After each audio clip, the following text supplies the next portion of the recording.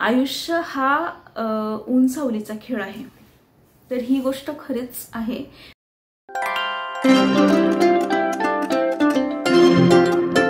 समस्याएं हमारे जीवन में बिना किसी वजह के नहीं आती, उनका आना इशारा है कि हमें अपने जीवन में कुछ बदलना है। नमस्कार मंडळी, पुन्हा एकदा तुम्हा सगळ्यांचं आपल्या चॅनलवर मी प्रियंका मनापासून स्वागत करते। कसे आहात? मजेत असाल, तब्येत ठणठणीत असेल अशी मी आशा करते। तर एका मोटिवेशनल थॉट बरोबर मी आजच्या व्हिडिओची सुरुवात केलेली आहे। खरं तर हा एक मोटिवेशनल व्हिडिओ आहे आणि पॉझिटिव्ह वेने हा व्हिडिओ मी बनवलेला आहे, कारण खूप साऱ्या पॉझिटिव्ह गोष्टी आयुष्यातल्या मी मागच्या वर्षी ज्या अनुभवल्या त्या तुमच्याबरोबर या व्हिडिओमध्ये शेअर केलेल्या आहे।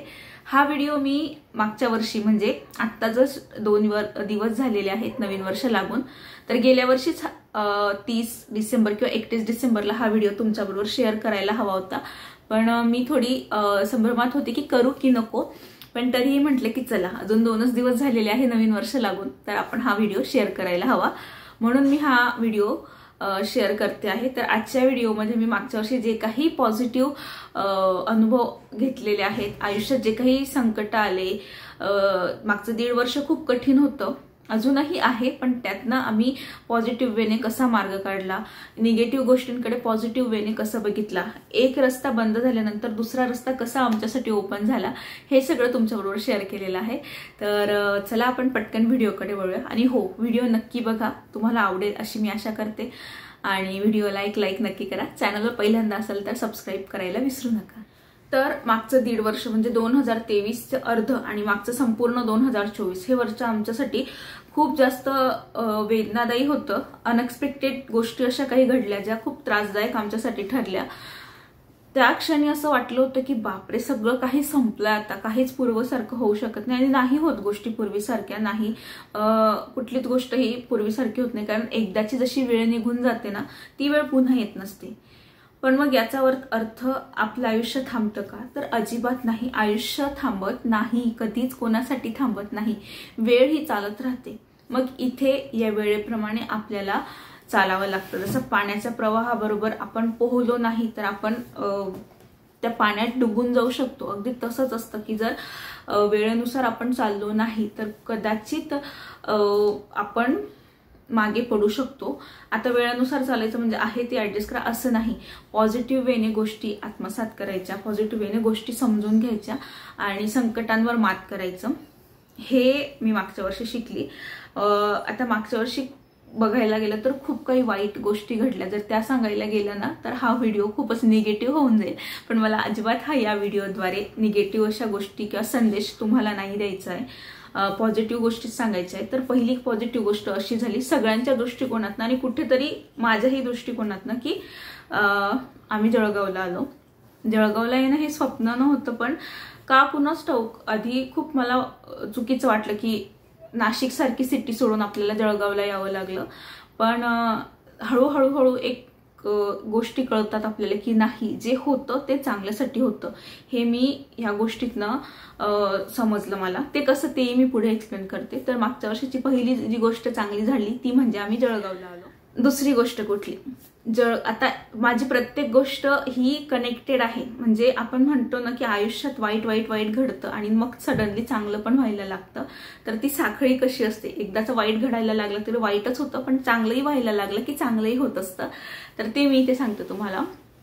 जळगावला आली, त्याच्यानंतर स्कूलमध्ये जॉब मिळाला, एका चांगल्या स्कूलमध्ये जॉब मिळाला, जिथे जॉब तर मिळालाच, त्याच्यात एक पॉइंट असा होता की मी सेल्फ डिपेंडंट, फिनान्शियली स्ट्रॉंग झाली, प्लस तिथं माझ्या मुलीचं ऍडमिशनही झालं, म्हणजे एका चांगल्या स्कूलमध्ये मलाही जॉब मिळाला आणि माझी मुलगी माझ्या डोळ्यांसमोर राहणार होती। एक आई म्हणून ही गोष्ट माझ्यासाठी खूप जास्त सुरक्षित मला वाटली की नको, आपली मुलगी आपल्या डोळ्यासमोर राहील, तिचं शिक्षण आपल्या समोर होईल, हे माझ्यासाठी खूप चांगली गोष्ट घडली आणि खूप चांगलं शिक्षण माझ्या मुलीला मिळतं आणि मला पण खूप सारे नवीन लोक तिथे मिळाले, नवीन गोष्टी शिकायला मिळत आहेत, अपडेटेड राहते मी ह्या गोष्टींमुळे।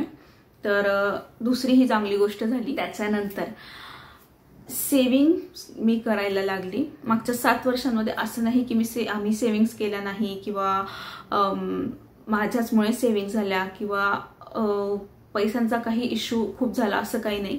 पण जेव्हा एखादी गृहिणी स्वतः कमवायला लागते, स्वतःची सेव्हिंग करते आणि त्या सेव्हिंगमधनं जर आपल्या संसाराला हातभार लागत असेल तर सगळ्यात जास्त आनंददायी आणि असा प्राऊड फील होणारा क्षण असतो हा प्रत्येकीला. ज्या गृहिणी असतील, ज्या कमवत असतील आणि आपल्या संसाराला हातभार लावत असतील त्यांना हा माझा आनंद कळू शकतो. तर असंच काहीसं झालं की मी माझ्या पहिल्या पगारातनं सेव्हिंग्स करायला लागली. आता या ठिकाणी सेव्हिंग्सची एक छोटीशी गोष्ट मी तुम्हाला सांगते की कसं मी सेव्हिंग स्टार्ट केली. एक यूट्यूबर आहेत हिंदी, आता कुठला आहे ते नाही माहिती मला, पण मी त्यांचे सगळे ब्लॉग्स बघते. तर त्या पण जॉब करतात, वर्किंग वुमेन आहेत आणि बाय प्रोफेशन ते टीचरच आहेत. तर त्यांच्या एक सेव्हिंगचा व्हिडिओ होता, त्यात त्यांनी सांगितलं होतं की तुम्ही जेवढं कमवतात ना, म्हणजे मंथली तुमचं जे काही अर्निंग असेल त्या अर्निंगपैकी तुम्ही 10% सेव्ह करा. म्हणजे जर तुमची सॅलरी उदाहरणार्थ 5,000 असेल किंवा 10,000 असेल, त्यातले 10% म्हणजे 1,000 रुपये तुम्ही सेव्ह करणं गरजेचं आहे. हा फॉर्म्युला हा लागूच केला पाहिजे. आधी सगळे खर्च करून जे काही उरेल ते सेव्ह करावं. हा फॉर्म्युला नेहमी चुकीचा असतो. सुरुवातीला जी काही आपली रक्कम येते त्या रक्कम, आपली सॅलरी येते त्या सॅलरीतनं 10% सेव्ह करा आधी, आणि मग जे काही पैसे उरतात त्या पैशातनं जो काही आपला दैनंदिन खर्च असतो, जे काही आपल्याला कपडे खरेदी करायचे, किराणा, वॉटेवर जो काही खर्च असेल तो करत चला. याच्यामुळे आपल्याला सेव्हिंगची पण सवय लागते, प्लस कमी पैशात आपल्याला खर्च मॅनेज करायची ही सवय लागते.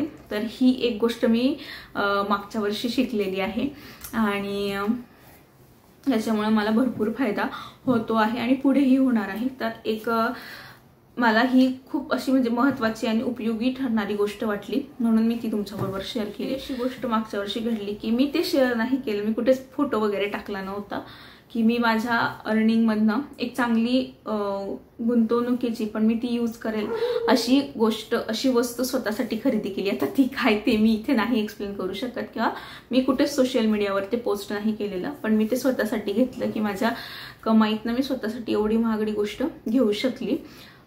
नवरा देतच होता आतापर्यंत, पण स्वतःच्या कमाईतनं स्वतःसाठी काहीतरी घेणं हे खूप चांगली गोष्ट असते. त्याच्यानंतर फॅमिलीसोबत देवदर्शन झालं, ते अनएक्सपेक्टेड होतं. म्हणजे इच्छा वाटलं नव्हतं की इतक्या लवकर आपण जाऊ.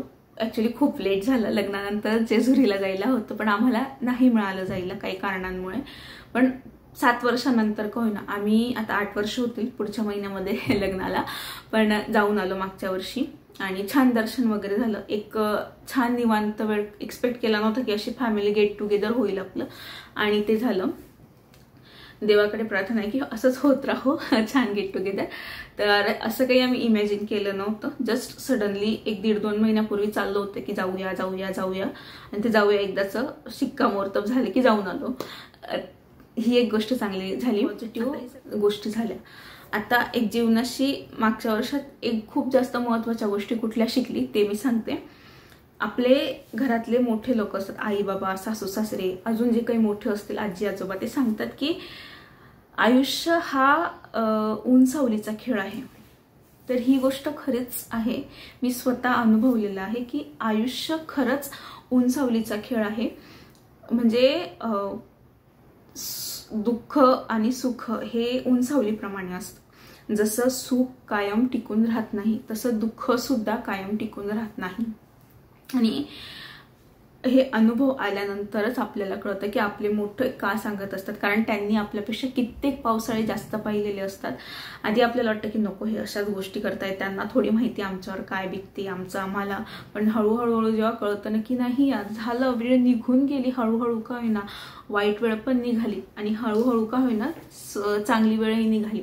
दोघं वेळ सोबतच जातात, पण सुखाची वेळही कळून येत नाही, दुःखाची वेळही कळून येते. कारण त्या दुःखाच्या वेळेमध्ये आपण सतत रडत बसलेलो असतो, टेन्शनमध्ये असतो, आपले कोण परके कोण हे मोजण्यात बसलेलो असतो. आणि सुखाच्या वेळेस आपण असं करत नाही, कारण त्याला कारणही आहे की सुखात सगळी वाहवाह असते, सगळे आपल्या जवळ असतात. दुःखात बोटांवर मोजण्या इतके लोक आपल्यासोबत असतात. हा सुद्धा अनुभव मला आला. पण प्रत्येकाचे आपण आभारी असावं एवढंच मी सांगेन. ज्यांनी दुःखात ज्यांनी साथ दिली त्यांचंही आभारी असावं, ज्यांनी नाही साथ दिली त्यांचेही आभारी असावं. कारण माझं एक असं मत आहे की तेव्हाच कळतं की आपलं कोण आणि परक कोण. हे सुद्धा मोठ्यांचे बोल असतात की आपल्या दुःखाच्या वेळेसच आपली माणसं कळतात. तर हे सुद्धा मला मागच्या वर्षी कळालं. आणि अजून एक गोष्ट, देवावरचा विश्वास हा खूप स्ट्रॉंग असला पाहिजे. देवाशी भांडा, सगळं करा, मनातल्या मनात भांडा. जसं आपण आपल्या नवऱ्याबरोबर भांडतो ना, तसं देवाबरोबर भांडणही मी स्वतः मनातल्या मनात भांडते देवाशी, असं तसं तसं. पण विश्वास कधीच कमी होत नाही. मला जर कोणी दुसरं काही सांगितलं ना तर त्याच्यावर माझा विश्वास लवकर बसत नाही. मी शंका न शंका काढते, पण कधीच त्या मार्गाला जायचा प्रयत्न नसतो. एकच असतं की 2 हात 3रं मस्तक माझं देवासमोर प्रामाणिकपणे मला जोडायचंय. भलेही मला पूर्णपणे कधी आता जॉबमुळे देवपूजेसाठी कधी कधी वेळ मिळत नाही, काही गोष्टी नाही, पण नित्य नियमाने 2 हात 3रं मस्तक, मनापासून देवाचे आभार, देवाचे स्मरण, ह्या गोष्टी मी नित्य नियमाने करत असते. कुठलाच दिवस माझा देवाच्या स्मरणाविना जात नाही. आणि तीच गोष्ट आम्हाला आमच्या दोघांना कामी आली. मी म्हणा किंवा ते म्हणा, माझे मिस्टर दोघंही देवाला आम्ही कुठेच असं ना देवाने आमच्याकडे पाठ फिरवले ना आम्ही देवाला असं काही की सोडून द्यायचं, आता नाही करायचं, असं नाही केलं.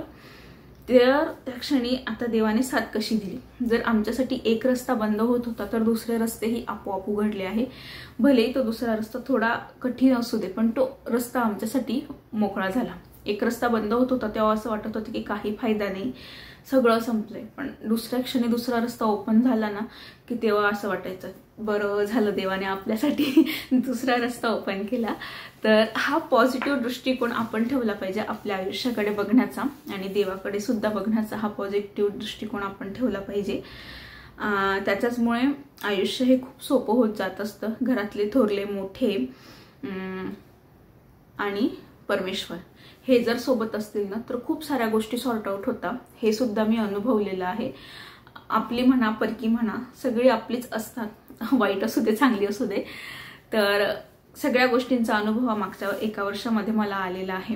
आणि एक कळलं की स्वतःला नेहमी खुश ठेवायचं, स्वतःला प्रायोरिटी द्यायची. कारण आपण खुश, आपण खंबीर, तर आपण बाकीच्यांना खुश ठेवू शकतो आणि बाकीच्यांना खंबीरपणे तोंड देऊ शकतो. भले ते संकट असू दे, नाहीतर आपल्या आयुष्यात आलेले वाईट लोक असू दे, वाईट अनुभव असू दे.